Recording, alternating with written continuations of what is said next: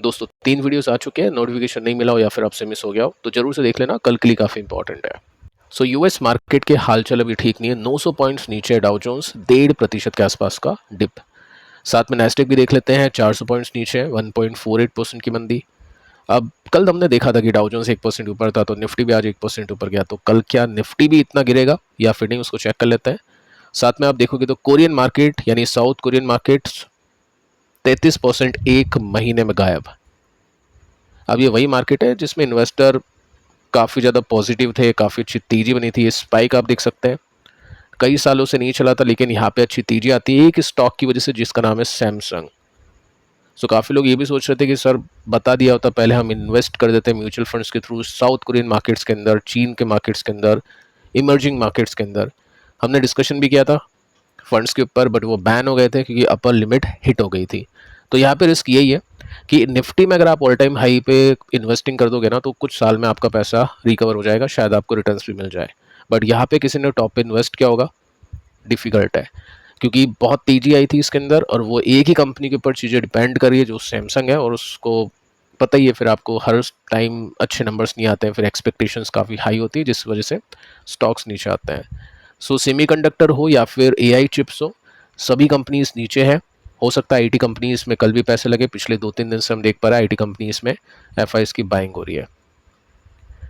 अब देखिए एनवीडिया को देख लेते हैं, यहाँ पे 3% के आसपास ये भी नीचे है।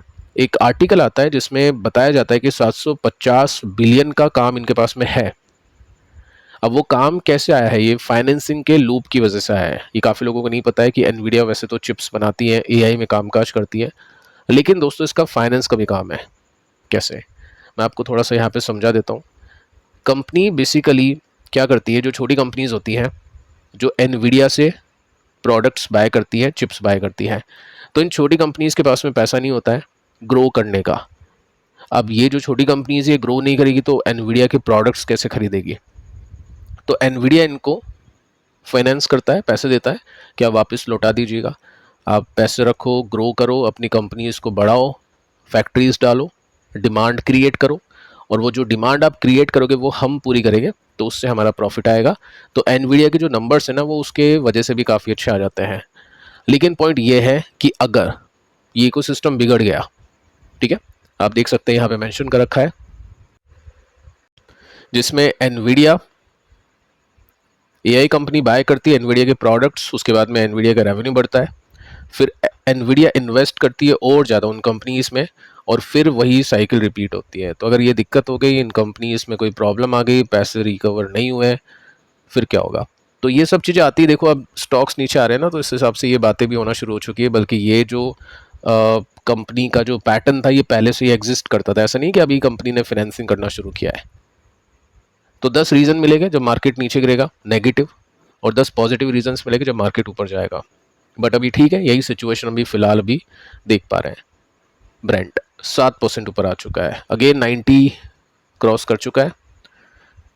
ये पैटर्न भी आपको पता ही है, जब मार्केट ओपन होगा यूएस का, उससे पहले बाइंग आ जाती है। यहाँ पे कुछ अटैक्स की न्यूज़ हमने देखी, उसके बाद से नीचे आया नहीं है, $90 पर बैरल के आसपास है। लेकिन निफ्टी अच्छा बिहेव कर रहा है, यानी कुछ खास नीचे नहीं है, जस्ट 27 पॉइंट्स नीचे है। तो हो सकता है कल इतना मार्केट नहीं गिरे जितना यूएस मार्केट गिर रहा है। बाकी आगे क्या होगा 12 बजे आपको पता ही है, खेल होने वाला है, उसके बेसिस पे अप्स एंड डाउन्स यहाँ पे बनेगा, तो वो आप देख लेना, क्योंकि आज का ये लास्ट वीडियो है। तो अब ध्यान से देखिएगा, काफ़ी सारी कंपनीज हैं, नंबर्स हैं, काफ़ी कुछ है सीखने को, चेक कर लेते हैं। देखो कार ट्रेड ये कंपनी है जिसमें लॉसेस थे पहले, अभी प्रॉफिटेबल बन चुकी है, अच्छे नंबर्स आ रहे हैं इसमें। जैसे आप यहाँ पे देख सकते हैं, मार्जिन्स इंप्रूव है, प्रॉफिट ग्रोथ 19% की है, गाइडेंस 15-20% की थी। 11 बजे के आसपास का रिजल्ट है, थोड़ी प्रॉफिट बुकिंग इसमें हुई है। टेक्निकल पैटर्न्स में क्या सीख सकते हैं, आगे चल के सबके एक साथ पैटर्न देखेंगे। बाकी प्रॉफिट ग्रोथ हम देख लेते हैं, रेवेन्यू इसका 17% के साथ में बढ़ा है, प्रॉफिट इसका 20% के साथ में बढ़ा है। विनाती ऑर्गेनिक्स, इसके रिजल्ट भी ओपन मार्केट में आए थे 1 बज के कुछ मिनट के आसपास, और ग्रोथ कुछ खास दिख नहीं रही है क्योंकि मार्जिन्स इसके नीचे गए हैं। क्रूड का प्राइस इंपैक्ट करता है इनको, ये चीज़ आपको पता होगी। पेंट कंपनीज में फ़ायदा ये है, एशियन पेंट्स, बर्जर पेंट्स अपने प्रोडक्ट्स के प्राइसेस इंक्रीज कर देते हैं क्योंकि B2C प्रोडक्ट्स होते हैं, बट ये कंपनी इजीली इंक्रीज नहीं कर पाती है। सो कंपनी का रेवेन्यू 28% ऊपर है, नेट प्रॉफिट ओनली 5% ही ऊपर है, मार्जिन्स के अंदर दिक्कत है। सो ऐसी कोई बड़ी रिएक्शन या फिर हम बोल सकते हैं कुछ बड़ी एक्टिविटी शायद कल नहीं हो, क्योंकि नंबर्स ओपन मार्केट में आया था, आज कुछ खास रिएक्शन मिला नहीं है, तो शायद मार्केट ने जो एक्सपेक्ट किया होगा वैसे ही रिजल्ट इसके आए हैं। केमिकल कंपनीज में आपको बस थोड़ा देखना है कि किन कंपनीज में ग्रोथ है, किन में नंबर्स अच्छे आ रहे हैं, कहाँ पे ब्रेकआउट्स चल रहे हैं, वो चीज़ आपको फाइंड आउट करनी पड़ेगी। अब देखिए काफ़ी इंपॉर्टेंट कंपनी है, काफ़ी लोग इसका इंतज़ार कर रहे थे। KPIT टेक 6% की तेजी बनी है आज। नंबर्स इसके आई थिंक 1 बजे के आसपास आ गए थे, बाजार को अच्छे लगे, टोटल मार्केट अच्छा था। बाकी कल देखते हैं कि नंबर्स का इम्पैक्ट कैसे होगा। फिलहाल हम QQ बेसिस पे देखें तो रेवेन्यू इसके 4% के साथ में नीचे चले गए थे। साथ में कंपनी, अब देखो यहाँ पे पहले तो कंपनी ने कह दिया था कि नंबर्स कुछ खास अच्छा आएगा नहीं, अब कंपनी ऑप्टिमिस्टिक है यानी पॉजिटिव है, रीगेन करेगी अपनी ग्रोथ को दोबारा से। जो यहाँ तक स्टॉक था, अच्छी ग्रोथ थी, अभी ग्रोथ ख़राब हो चुकी है, तो इसको कंपनी वापस से रीगेन करेगी। ये सब चीज़ें कंपनी ने यहाँ पे मेंशन कर रखी हैं। प्रॉफिट ग्रोथ कैसी है, रेवेन्यू देखो कुछ खास नहीं है, कंपनी ने जैसा कहा था वैसा हुआ है। नेट प्रॉफिट की ग्रोथ हम देखें तो 26% नीचे है, ठीक है। 1.63 से घट के 1.2 हो चुका है, बट स्टॉक ऊपर, क्योंकि हो सकता है आज मार्केट अच्छा था उस वजह से। बाकी देखते हैं कि कल कैसा रिएक्शन आता है, टेक्निकली चेक कर लेते हैं। गाइडेंस ठीक है, कंपनी कोशिश करेगी रीगेन करने की, कुछ यहाँ पे प्लानिंग भी दी है या बस बोला है उसको भी एक बार चेक कर लेते हैं। सेकेंड हाफ की बात की है, यानी Q2 अच्छा नहीं आएगा। Q3 की बात यहाँ पे की है, स्ट्रैटेजिक इन्वेस्टमेंट कंपनी करेगी, स्किल्स, स्ट्रॉन्ग क्लाइंट कनेक्शंस, ये सब चीज़ें यहाँ पे मेंशन कर रखी है। कुछ ऐसे कुछ बड़ा ब्लूप्रिंट नहीं है, बट ठीक है। सिरमा 3% ऊपर, 3:23 पे इसके रिजल्ट, नंबर्स तो तूफानी लग रहे हैं इसके। मार्जिन 10% है, रेवेन्यू बहुत अच्छा बढ़ा है 69%, प्रॉफिट 101% बढ़ चुका है। अच्छे रिजल्ट है। ये कुछ कंपनीज हैं जिसमें डिक्सॉन आता है, सिरमा आती है, CG पावर आता है, ये कुछ कंपनीज जो काफ़ी अच्छा परफॉर्म कर रही है सेमीकंडक्टर या जो इमर्जिंग टेक है उसके फील्ड के अंदर। अब देखो वैसे नंबर्स हैं जो मार्केट के बंद होने के बाद में आए हैं, तो कल इनकी स्टॉक प्राइस में एक्टिविटी होगी। बजाज हाउसिंग फाइनेंस, शाम को 4 बजे के रिजल्ट है, और ग्रोथ देखते हैं अपन सीधा। 16% की रेवेन्यू ग्रोथ है, 23% की प्रॉफिट ग्रोथ है, ठीक है। 20-22-25% के साथ ही चलता है, कुछ एक्स्ट्रा ऑर्डिनरी काम इसने किया नहीं है। वैल्यूएशन भी अब मैं बोलूँगा ऐसे नहीं कि बहुत सस्ती हो चुकी है, बट ठीक है अब रीजनेबल हो चुकी है, या फिर थोड़ी सी प्रीमियम पे ही है। देखते हैं कल क्या होता है।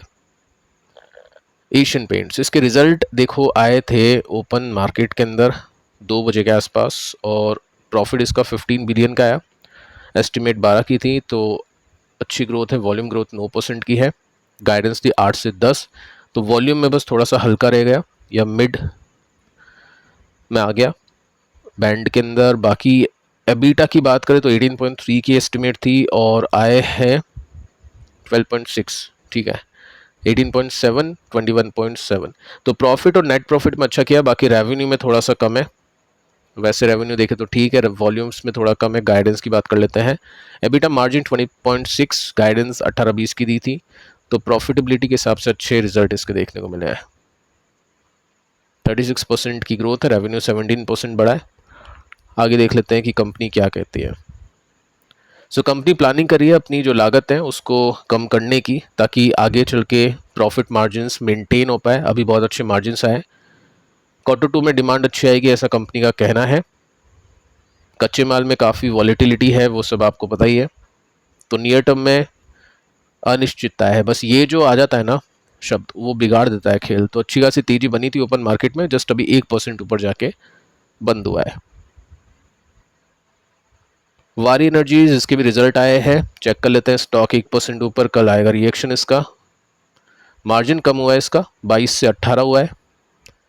रेवेन्यू 80% बढ़ा है और प्रॉफिट जस्ट 14% बढ़ा है। टैक्स और अदर इनकम में भी कुछ एडजस्टमेंट हो गया, उस वजह से प्रॉफिट आया नहीं इसका कुछ खास अच्छा। बाकी एक न्यूज़ आपको देना चाहूँगा, SBI फंड मैनेजमेंट IPO कल ओपन होने वाला है। इंडो MIM आई थिंक ये नाम है उसका, कल ही शायद उसकी लिस्टिंग होगी। क्या करना है लिस्टिंग में, प्रॉफिट बुक या फिर होल्ड, वो मैं आपको नहीं बता सकता हूँ, ठीक है, लेकिन मैं आपको सिखा सकता हूँ कि कौन कौन सी स्ट्रैटेजी इन्वेस्टर बनाते हैं। एक बार अपन देखते हैं टेक्निकल चार्ट, फिर बात करते हैं। कार ट्रेड नंबर्स अच्छे हैं, यहाँ पे रेसिस्टेंस के आसपास आ गया तो प्रॉफिट बुकिंग नॉर्मल है। ब्रेकआउट इसने दिया था वीकली चार्ट पे, 50% के गेन निकल गए, तो ऐसी कंपनीज को फाइंड करना है आपको। आज के फर्स्ट वीडियो में भी कुछ ऐसी कंपनीज हमने कवर की है। विनाती ऑर्गेनिक्स कुछ खास नहीं कर रहा है, लेकिन बाकी केमिकल कंपनीज की तरह 60-70% नीचे गया नहीं है, बट हाँ पैटर्न अभी बिगड़ चुका है इसका, जब तक इसको ये क्रॉस नहीं करता है। नंबर्स एस्टिमेट के हिसाब से ही है, लेकिन एस्टिमेट भी काफ़ी कम थी, तो वैसे ही नंबर्स इसने दिए, कुछ अच्छे नंबर्स नहीं आ पाए। KPIT टेक, इसमें नंबर्स हमने देखे, ठीक है, गाइडेंस थोड़ी पॉजिटिव है। ये कल मैंने आपको बताया था कि 35% ऊपर जाना पड़ेगा तब जाके कुछ होगा। अभी तो गैप कम हो चुका है वैसे, लेकिन ये जो रेसिस्टेंस है ना, इसकी तैयारी अब स्टॉक कर सकता है। हो सकता है लोग अब इसके लिए भी बैट करें, लेकिन रिवर्सल देखना है तो इसके ऊपर ही जाना पड़ेगा स्टॉक को। नंबर्स मैं आपको बता चुका हूँ, आपने देख लिए होंगे। सिरमा SGS अच्छा कर रहा है, ये डे चार्ट है यानी मोमेंटम चार्ट है और सपोर्ट के आसपास है। नंबर्स अच्छे लगे मार्केट को भी, और वैसे भी ग्रोथ काफ़ी कमाल किया ये, तो ये काफ़ी सही है, पॉजिटिव अभी भी। बजाज हाउसिंग फाइनेंस, वैल्यूएशन इतनी कोई सस्ती नहीं है, नंबर्स भी ओके ओके है, डिसेंट है, 22-23% की ग्रोथ। ये रेसिस्टेंस ब्रेक हो जाए तब जाके रिवर्सल मानेंगे, बाकी गिरावट तो कंप्लीट हो चुकी है ऐसा दिखता है वैल्यूएशन के हिसाब से। लॉन्ग टर्म बायर इसमें ध्यान दे रहे हैं, बट मोमेंटम जैसा कुछ दिखाई नहीं दे रहा है। एशियन पेंट्स, ठीक है, ये मैं आपको जस्ट बताने की कोशिश कर रहा हूँ कि 2 बजे के आसपास इसके रिजल्ट आए थे, और देखो रिजल्ट आते ही स्टॉक शूट अप, बट जैसे ही गाइडेंस दी कंपनी ने कि थोड़ा सा मामला अनिश्चित है, आगे चल के कुछ क्वार्टर्स में पता नहीं क्या होगा, तो स्टॉक में प्रॉफिट बुकिंग हो गई। ये मैं आपको पहले बता चुका हूँ। देखो ये जो मूव है ना, ये सब मूव 35% के आसपास है, अभी भी कितना आया, 35% आ चुका है, तो थोड़ी प्रॉफिट बुकिंग यहाँ पे बनती है जो इसमें हो गई है। वारी एनर्जीज अच्छे नंबर्स नहीं है, क्या ब्रेकडाउन होगा क्या देखते हैं। बाकी ट्रंप ने इसका मामला ख़राब कर रखा है, बहुत सही करती है कंपनी, अच्छी ग्रोथ आती, बट जैसे ही कंपनी यहाँ पे लिस्ट हुई थी ट्रंप आ गया, और ट्रंप ने पता ही है आपको क्या किया है इन सभी कंपनीज को लेकर। देखते हैं, बाकी रेवेन्यू अच्छा है, प्रॉफिट अच्छे नहीं है। SBI फंड मैनेजमेंट, जैसा कि मैंने आपको कहा था स्ट्रैटेजी क्या होती है, कैंडल को रखते हैं, उसके बाद में अगली कैंडल नीचे जाती है तो सेल होता है, और नहीं जाती ऊपर जाती है तो होल्ड होता है। अब कल या परसों जो भी लिस्टिंग होगी, अच्छी लिस्टिंग शायद होनी चाहिए, 40% का तो GMP है, बाकी 30-35% भी हो जाए तो ठीक है, तो उसके बेसिस पे देख लेना। बाकी प्रॉफिट बुक करना है, लिस्टिंग गेन्स के लिए लिया है तो कुछ सोचना ही नहीं होता, वो लिस्टिंग गेन होता है, प्रॉफिट बुक करना होता है। अब स्टॉक नीचे जाए या ऊपर जाए कोई मतलब नहीं है फिर। तो फिलहाल इस वीडियो में इतना ही, पिछले 3 वीडियोस आप देख लेना, मिलते हैं कल, तब तक के लिए शुभ रात्रि।